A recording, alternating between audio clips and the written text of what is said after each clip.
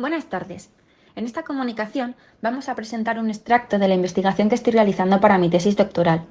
La comunicación la hemos escrito Enrique Castaño, mi director de tesis, y yo misma. Desde muy pequeña he vivido en Azuqueca de Henares, una ciudad dormitorio situada en el eje Madrid-Barcelona y perteneciente a la provincia de Guadalajara, quedando justo en el límite con la Comunidad de Madrid. Azuqueca forma parte del conocido Corredor del Henares, y por este motivo la vida en la misma tiene una fuerte presencia industrial desde que se instaló Cristalería Española en los años 60, transformando la vida de sus habitantes de origen agrícola a la ciudad industrial que es ahora.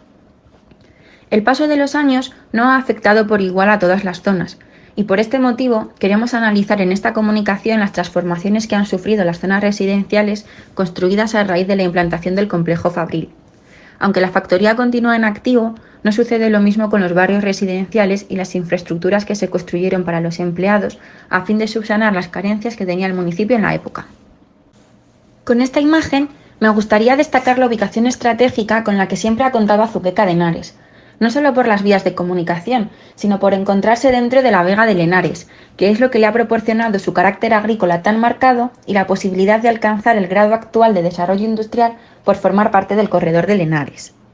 En estas dos imágenes se observa el crecimiento de Azuqueca de Henares tras la implantación del Complejo Industrial de Vidrieras Castilla, filial de Cristalería Española.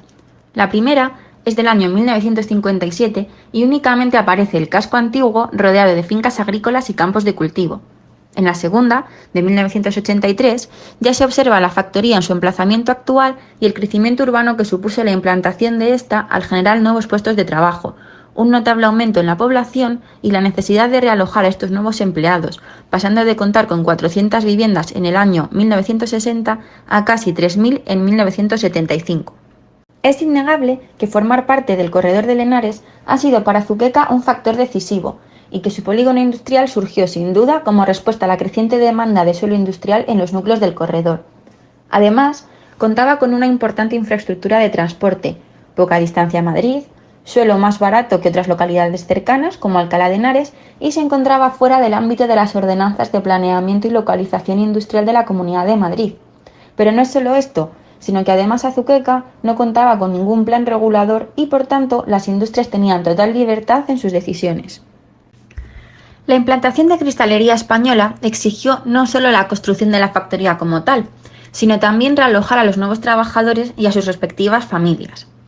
La intervención estuvo tutelada por la dirección de la empresa con un estilo proteccionista, creando viviendas en distintos puntos de la población en función del puesto de trabajo dentro de la empresa y de la economía familiar, así como una infraestructura social básica. Para ello, contaron con la participación de arquitectos como Rafael de la Joya Castro, Manuel Barbero Rebolledo, Manuel Aymerich Amadiós y Francisco Lázaro Cabrera Carral, así como con la colaboración de la Obra Sindical del Hogar. En la zona más próxima al complejo fabril se ejecuta un proyecto inicial de 20 viviendas unifamiliares de renta limitada encargadas a los arquitectos Manuel Barbero Rebolledo y Rafael de la Joya por Vidrieras Castilla, de las que únicamente se llegan a construir 16. Se rigen el programa facilitado por la propiedad, quedando el conjunto formado por 8 casas apareadas por tipos de una superficie aproximada de 100 metros cuadrados. En la composición exterior se aprecia un equilibrio entre huecos y macizos, el empleo de técnicas populares de la zona, como es el enfoscado y pintado a la cal, así como un dominio de la horizontalidad de líneas al acusarse el zuncho de coronación. En cuanto a la composición interior, trata de obtener la máxima economía de ejecución ateniéndose a las limitaciones de las superficies impuestas por la ley. Por último, cada vivienda lleva anejos una parcela y un huerto familiar. Dentro de la misma zona se encuentra un conjunto de 4 viviendas unifamiliares de renta limitada encargadas al arquitecto Manuel Aymerich Amadiós por Vidrieras Castilla. Son las viviendas más cercanas a la factoría y en ellas vivían los técnicos.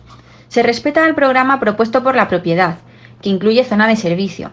Cada vivienda se desarrolla en 2 plantas, con una distribución interior que atiende a la orientación y con una superficie total aproximada de unos 150 metros cuadrados, adosada a otra de las mismas características por un cuerpo de una sola planta, proporcionando al conjunto un sencillo juego de volúmenes. La siguiente zona, considerada por Cristalería Española su zona residencial por excelencia, engloba todas las viviendas unifamiliares encargadas al arquitecto Francisco Lázaro Cabrera Carral por Vidrieras Castilla. A pesar de formar parte de proyectos diferentes, predominan las similitudes y armonía entre ellas. Se trata de viviendas de renta limitada destinadas a ingenieros de la factoría, desarrolladas en una única planta tratando de adaptarse a la horizontalidad del terreno. Los alzados son sencillos y se podría decir que funcionales, ya que el tamaño de los huecos responde a la función interior. Alternan ladrillo a cara vista con predominio de zonas encaladas, recurso popular de Castilla muy empleado en la zona. En esta misma zona destacan las viviendas unifamiliares encargadas al arquitecto Manuel Aymerich Amadiós por Vidrieras Castilla, entre las que se encuentra la del director de la factoría. Se construyen a continuación de las anteriormente descritas y se proyectan teniendo en cuenta la composición de los chalés ya construidos. De nuevo, se respeta el programa establecido por la propiedad, que en este caso diferenciaba la zona noble de la zona de servicio, sala de juego para los niños y patios. Además, añade como algo novedoso cocina eléctrica, calefacción y teléfono. Estos dos últimos conjuntos fueron construidos con materiales de primera calidad y reunían las mejores condiciones. Como ya he dicho, se trataba de la zona mejor considerada por la factoría. Era un recinto privado y vigilado, en cuyo interior se podía disfrutar de todas las facilidades: zona deportiva, piscina, aparcamientos, parques y jardines.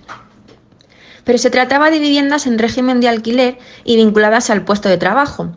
Por este motivo, no se llegaron a establecer vínculos importantes entre el entorno y sus habitantes, y en la actualidad apenas queda huella de lo que era 50 años atrás. Esta zona residencial fue vendida íntegramente en 2003. El terreno que ocupaba fue objeto de reparcelación y las fincas resultantes de la segregación se destinaron a usos diversos.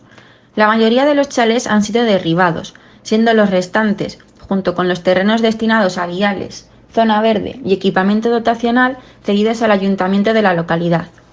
Más adelante se llevó a cabo una recalificación de un sector del terreno original a uso residencial multifamiliar, construyéndose en el mismo un bloque de 6 alturas. En la parcela dotacional se construyó un centro de especialidades del SESCAM y el terreno destinado a zona verde ha quedado ubicado en el centro actual de la ciudad. Este conjunto de 102 viviendas de renta limitada con local comercial fue encargado por Cristalería Española a los arquitectos Rafael de la Joya Castro y Manuel Barbero Rebolledo para sus empleados. Las viviendas se distribuyen en 6 bloques, coincidiendo su eje longitudinal con la orientación este-oeste, por lo que el estar comedor queda orientado al sur y los dormitorios y escaleras de comunicación al norte. Busca una urbanización racional del conjunto y un aspecto constructivo sencillo y sincero en los edificios, mostrando un equilibrio entre los huecos y macizos en el alzado, así como una marcada horizontalidad al acusarse el forjado en contraste con el ladrillo visto de los muros perimetrales, dentro de la economía en la ejecución que imponía la ley para este tipo de viviendas. La última zona, y por tanto la más alejada del complejo fabril, albergaba un conjunto formado por 200 viviendas subvencionadas acogidas a la Ley de Viviendas de Renta Limitada y 20 locales comerciales que estaban ubicados en los bloques de vivienda de mayor categoría, encargo de la obra sindical de Hogar y Arquitectura que firmará el arquitecto Jerónimo Onrubia Gila. Se distribuyen en 12 bloques de doble crujía y 3 alturas, dentro de los que podemos diferenciar 2 categorías. La primera se corresponde a viviendas de tipo social, con una superficie construida aproximada de 60 metros cuadrados y que suponen el 50% del conjunto, y las restantes de unos 75 metros cuadrados consideradas de categoría superior. Es interesante que se deja prevista una superficie de terreno para la construcción de un grupo escolar, que realizarán más adelante los arquitectos Rafael Fernández Huidobro y Pablo Pintado. En cuanto a la composición, se consigue una orientación dominante para todos los bloques, creando espacios semicerrados entre ellos, cortando las grandes perspectivas y formando plazas de encuentro y juego para los niños, a las que darán los portales. Considero importante puntualizar que de las viviendas que he mostrado, estas son las que mejor se conservan, no por la calidad de los materiales empleados, sino por la implicación social y la sensación de pertenencia que desde el primer momento tuvieron sus habitantes. Para concluir, destacar la gran repercusión que genera la implantación de una industria, como es en este caso Cristalería Española, en los núcleos de población que comienzan su desarrollo urbano en paralelo al industrial y social, convirtiendo este estudio en multidisciplinar. La influencia por formar parte del Corredor del Henares, que convierte los núcleos de la periferia en polígonos de descongestión de Madrid, dando lugar a un periodo en el que arquitectura y urbanismo se encargan de resolver las urgencias generadas por la fuerte inmigración. Por otra parte, Destacar la importancia de la paternalista intervención de los dirigentes de la fábrica, apoyada en unas ordenanzas casi inexistentes para transformar el entorno y la vida del pueblo. La realización de un plan de viviendas para los empleados y una infraestructura social básica para compensar la ausencia de esta en el municipio, proyectadas por algunos de los arquitectos más importantes de la época que trabajaban en Madrid y que nos permite poner en valor la arquitectura de Azuqueca de Henares, estudiando la relación con la arquitectura que se estaba realizando durante esa época en Madrid, buscando referencias significativas y estableciendo referencias y relaciones de los arquitectos de Guadalajara con los que estaban trabajando en Madrid, como Asís Cabrero y la unidad residencial de los Manantiales en Guadalajara, Domínguez Salazar en el barrio de Moratalaz, Manuela Imerich y la ciudad sindical de vacaciones y tiempo libre, o Fernando Higueras y la unidad vecinal de absorción de Hortaleza. Por último, añadir que los que entonces eran barrios en la periferia, 50 años más tarde, han quedado en las zonas más céntricas de la localidad. Pero mientras que unos se han consolidado en sus ubicaciones y han prosperado como núcleos residenciales, siendo dotados de mejoras en servicios y equipamientos, otros han perdido su uso residencial. Edificaciones, zonas verdes e infraestructuras han sufrido una serie de transformaciones que incluyen desde rehabilitaciones para adaptar dichas construcciones a sus nuevos usos hasta derribos, reparcelaciones de terreno y proyectos de nueva planta. Todo lo anterior nos ha permitido conocer la memoria del lugar y la ordenación de la ciudad como testimonios de identidad característicos de la localidad, y poner en valor su conservación mediante la habitabilidad y barajar hipótesis sobre su transmisión al futuro. Muchas gracias por su atención.